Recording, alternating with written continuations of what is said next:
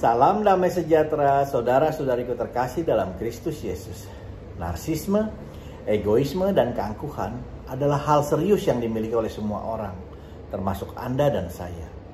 Bila kita tidak hati-hati mengelolanya, hal tersebut akan menjadi seperti bola salju, di mana seiring berjalannya waktu, perlahan-lahan dia akan menjadi semakin besar, dan terus membesar. Sehingga setelah menjadi sangat besar, akan semakin sulit untuk bisa dihentikan. Menurut Kamus Besar Bahasa Indonesia, narsisme didefinisikan sebagai hal mencintai diri sendiri secara berlebihan. Sebenarnya, apa kita salah bila kita mencintai diri sendiri? Bukankah Matius 12 ayat 33b mengatakan kita perlu mengasihi sesama manusia seperti kita mengasihi diri kita sendiri? Jadi, Tuhan sendiri mengajarkan kepada kita perlunya untuk mengasihi diri kita sendiri. Karena bagaimana mungkin kita bisa mengasihi sesama bila kita tidak tahu mengasihi diri kita sendiri? Masalahnya sekarang, narsisme lebih ke sisi negatif, egois, dan angkuh. Sehingga mencintai diri sendiri secara berlebihan dan tidak peduli lagi dengan hal-hal yang lain. Juga dengan orang lain.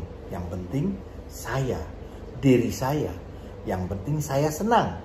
Semua yang saya mau harus terpenuhi. Apa yang saya mau harus saya dapatkan. Orang lain bagaimana? Itu urusannya. Kalau orang bilang egoisnya Paul. Menjadi orang yang self-centered, semua berpusat pada dirinya. Menjadi sombong, angkuh, dan belagu. Mungkin Lukas 12 ayat 13-21, di mana ada seorang kaya yang membangun lubung besar karena ketamakannya, hartanya dipakai untuk memenuhi egonya dan bersenang-senang. Namun, belum sempat dia menikmatinya, malamnya dia sudah dipanggil. Narsisme akan menuju kepada kesia-siaan belaka. Jadi kita tidak boleh terlalu self-centered, terlalu egois. Mungkin kita semua pernah dengar kalau narsis ini diambil dari nama seorang pemuda Yunani, Narsisius, yang sangat ganteng, yang mencintai bayangan dirinya sendiri yang dia lihat dalam kolam. Dia tidak tahu kalau itu sebenarnya adalah dirinya sendiri. Sehingga dia sampai bunuh diri karena cintanya tidak terbalas. Ya tentu saja tidak akan terbalas karena itu bukan manusia yang real, tapi hanya bayangan. Melihat ciri-ciri tadi, rasanya Anda dan saya perlu perhatikan apa ada dalam diri kita. Yang pasti itu semua ada di saya. Sepertinya ciri tadi cenderung menjadi penghalang bagi pertumbuhan kehidupan spiritualisme kita. Di mana egoisme dan keangkuhan kita dapat menuntun kepada kesombongan yang merusak karena fokus kita hanya kepada diri sendiri. Semua mengenai saya, semua tentang apa yang saya rasakan, semua mengenai emosi saya. Saya malas berdoa lagi karena apa yang saya dapat dari berdoa. Saya malas ikut ekaristi karena kadang lama dan bertele-tele. Saya nggak suka itu. Saya nggak suka homili yang ngalur ngidul. Saya nggak suka musiknya yang lemes tanpa maksud menyinggung. Ya. Saya juga nggak suka kadang Romo khotbahnya nggak jelas. Saya nggak suka ini, saya nggak suka itu. Seolah-olah semua itu seperti entertainment. Semua untuk menyenangkan diri saya sendiri. Bukankah mengikuti perayaan Ekaristi adalah kebutuhan kita? Kebutuhan Anda dan saya untuk menerima tubuh Kristus. Untuk menyembah dan bersyukur kepada Tuhan Allah yang Maha Kuasa. Serta untuk mengamalkan iman kita seperti tradisi yang telah diteladani oleh para rasul dan jemaat perdana. Bukankah Yesus sendiri pernah mengatakan, perbuatlah ini sebagai peringatan akan aku. Kita mengikuti perayaan Ekaristi karena kita butuh dan rindu bertemu dengan Yesus yang kita imani hadir pada hosti dan anggur yang telah dikonsekrasi, yang kita sambut dengan penuh kasih dan iman. Juga sebagai ungkapan syukur kita atas anugerah yang telah Allah berikan.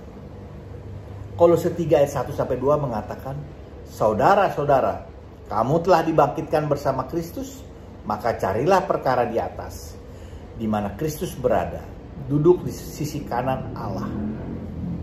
Pikirkanlah perkara yang di atas, bukan yang di bumi. Perkara di atas maksudnya perkara rohani. Adalah perkara yang serius dalam kehidupan kita.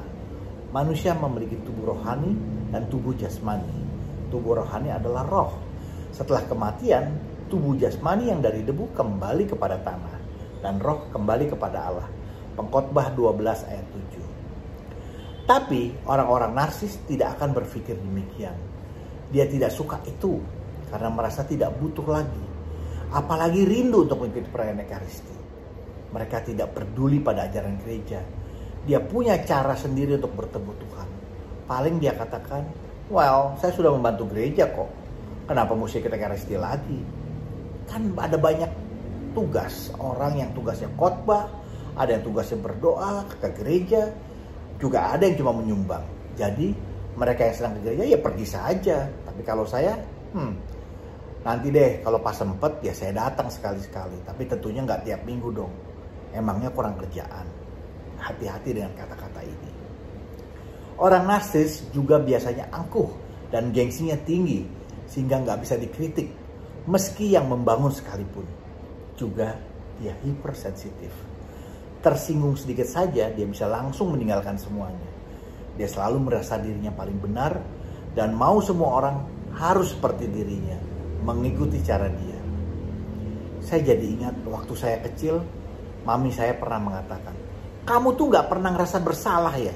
Kamu pikir tuh kamu orang yang paling benar.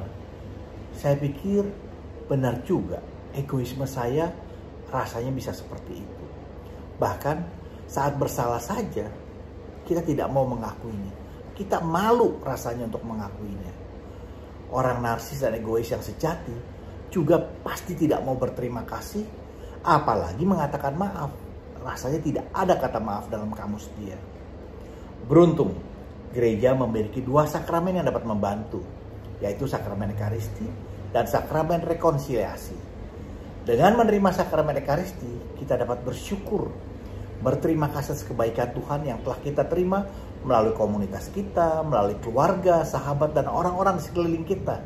Yang tentunya kita pun jadi bisa bersyukur, berterima kasih kepada mereka. Dan melalui sakramen rekonsiliasi, kita bersimpuh di depan kaki salib Yesus.